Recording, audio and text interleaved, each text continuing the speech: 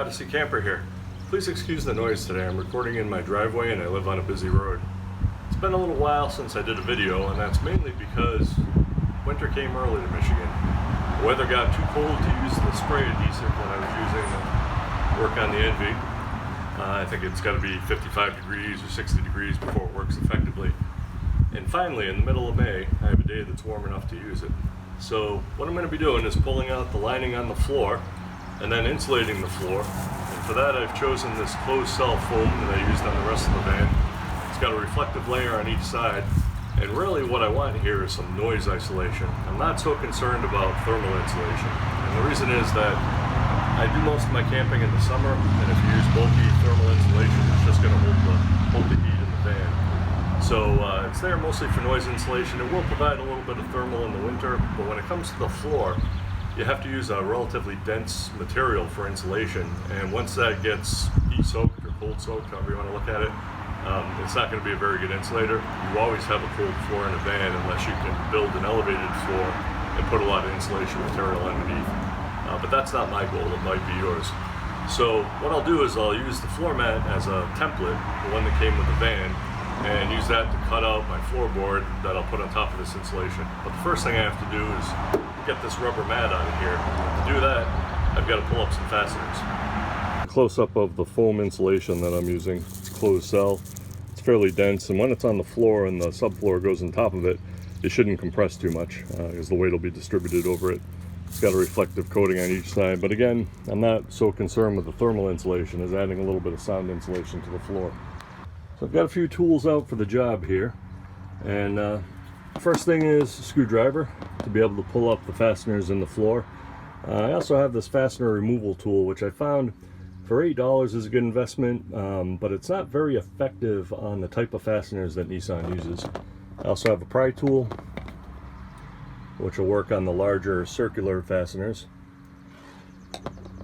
and then a Sharpie, because I'm going to outline the edge of this mat so that I can cut it out and use it as a template when I cut the floorboard, subfloor. And that way I can bring the subfloor hopefully right up to the edge of that plastic. It'll be too thick to fit under the plastic, so it's just going to have to come to the edge. So let's get that out of there. The first fastener I'm going to pull up is along the edging near the sliding doors. This one looks fairly easy. Small screwdriver can fit in the side. Give it a little pry and it pops. That comes right out. And pull it out or leave it in there. Give you a close-up of what these fasteners look like. So they're just held in there with a little bit of tension from this end piece. Pry gently and you should be able to get them out without breaking, but inevitably you're going to break some fasteners, and so it's a good idea to get one of these universal kits that has all different types of fasteners inside it. I can work the latch with one hand. Okay. So you have a variety of different types of fasteners if you break one, and there's usually something that, although not an exact fit, it would be acceptable and look good and whatnot. I've actually used them on the doors. I broke a lot of fasteners when I pulled the door panels off to try to insulate behind them, and successfully insulate them with both the sound deadener and some thermal insulation. Same with the panels in the back. So I think I broke, I don't know, maybe 10 of them total doing all the panels. So let's get back. I'm going to pull this out, show you what it looks like, and then start working on these other fasteners in the front. Before this panel can come out, I just discovered you actually have to pull out these plastic pieces here, which is fairly easy to do with a pry tool. Just get it around where the fastener is, give it a little pull. And I'm going to need 2 hands for this. There we go, easy peasy. Just needed 2 hands on it to get the whole thing out. So that'll enable this to start being pulled up. To fully remove this trim piece, there's a little prying involved. So I got my pry tool, put it under the edge, and just lift it up. Be patient, work your way down the length of the panel, and then you'll find these holes with fasteners. Work your way down to the end and then pull it out of here, work it back this toward the rear, and it'll come right off. To take out the rubber mat, it's not necessary to completely remove this plastic piece. You can leave this corner in. If you do pull it out, just note that there's a little edge here, so you have to kind of gently pull the gray piece back and work the black piece out from underneath it. Just be patient, it'll all go okay. And if you don't want to do that, you should be able to pull most of the mat out, maybe make a small cut there in order to get it out, but I just took it off because it's easier. I'll use my Sharpie to outline this plastic piece on the trim. That way I know exactly when I pull out the rubber mat where that plastic piece is going to lie, and I can get a little bit closer to it with my subfloor board. To pull out these pegs in the front, they'll hold the front mat to the rear mat. Just work your pry tool underneath. You can get these pry tools, by the way, online. Just look for interior automotive trim piece pry tools, something like that, and you'll find them. I'll try to remember to put a link down below. Cheap tool, comes in handy. It is actually effective on these plugs, although not as effective on some of the side wall plugs.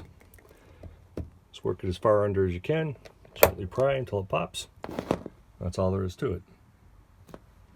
Moving the rear trim piece is a similar operation. You're just going to put your small screwdriver into these to pull them up, and your pry tool under here to pull that up. 5-minute job. Looks like I'm going to have to remove my safe in order to get the mat out. I talk about these snap safes on the blog, and if you need a quick place to lock up your wallet or some valuables while you go for a swim or something, they're great. Someone would really have to come prepared to remove that, and I mean, it could happen, but you would then take the safe and you hide it under something else so it's not obvious.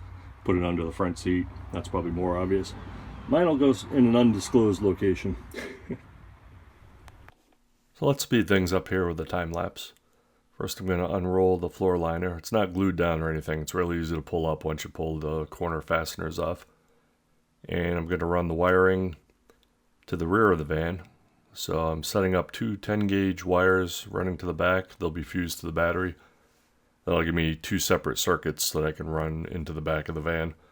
One of them will end up running the roof lighting. And I'll plop the insulation onto the floor. Notice how I pushed it to one side. And I'll trim it down one side, and that's because I can just add a little piece on the other side. It's just easier. You can put it right in the middle and try to trim it evenly, but you still have to add a piece to the outside, so I thought that was easier. Then go back with some acetone. Wipe the floor down good. It was pretty clean because the van's new. I should note that when I taped the wires down, I used duct tape, and I only need to keep them taped down for a few minutes because the insulation is going to go on top of that.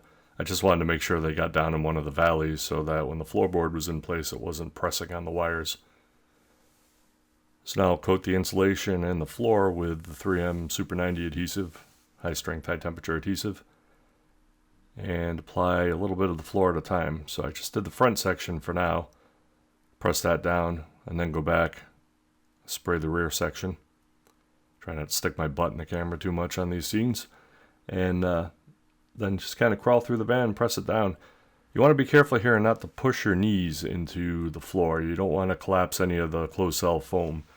It's even better to kneel on top of something else. That wasn't too bad. It was about a 3-hour job to do the floor, and I'm filming while I'm doing it, so it takes a little longer. I've got the plugs back in here holding the front down, fitted along the edge of the plastic trim. And let me bring you around the back here where I have a couple of mistakes. I came up a little short on the rear part here. I was thinking that the door closed here, and it does, but there's plenty of clearance for insulation, so I wanted to make sure this part was insulated. I had to do kind of a patchwork to fit it in there. But that's not going to show because the subfloor will go over that. And that big box in the front, by the way, is going to be my battery bank power station combination. The next step is to get the subfloor in here so I have something to stand on, and then finish up some of the insulation parts and the carpeting, starting at the bottom, working my way to the top, and then the roof lights, and then the bed, and the controller for the roof lights. So now I'm going to start the subfloor. This is going to go on top of the insulation. Now I used a thin 5mm plywood on this because it's easy to work with. It's strong enough to hold the bed and whatnot that I'm going to put on top. You may want to go thicker. I wanted to keep it kind of low cost and light, and one of the reasons is I'm going to be moving pallets and things in and out of this van at times. The subfloor is going to get torn up. It's inevitable.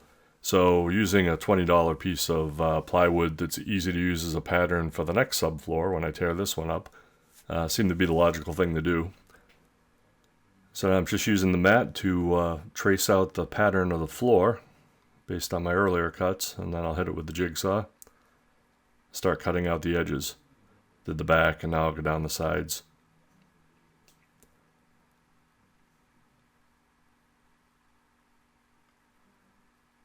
So now I'll apply a stain. I'm first going to apply a gray stain to the reverse side just to see how it soaks in and how much color it takes with one application.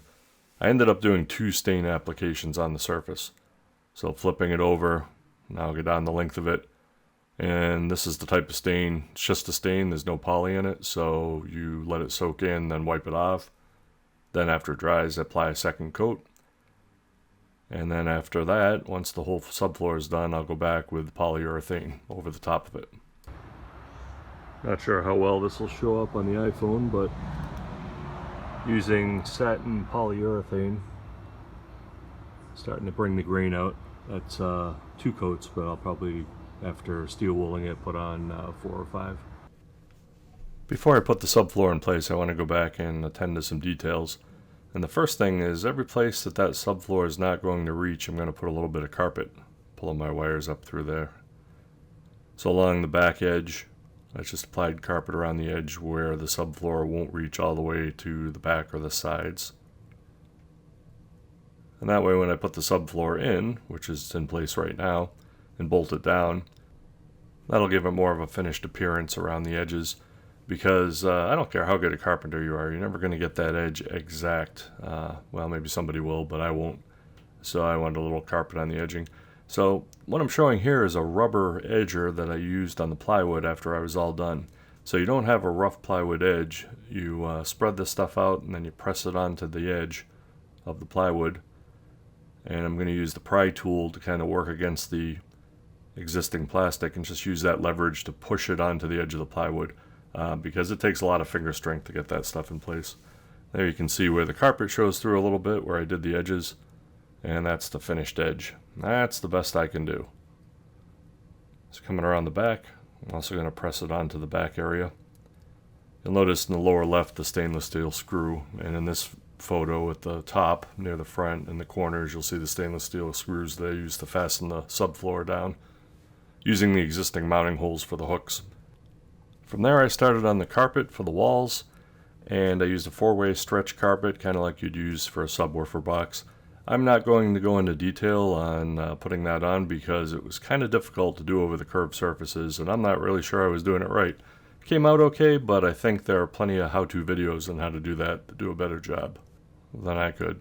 And I don't like to show something unless it comes out 80%, and I've got a lot of pulls and wrinkles and whatnot in that carpet that I wasn't really pleased with. So rather than show you something that I'm not really good at, I'll just skip over that and suggest that you watch someone else's video on upholstering curved surfaces, and I'm sure it'll come out as good or better than mine. So thanks for watching. The next video up should be the bed build, and then after that the ceiling lights. Hope to see you soon.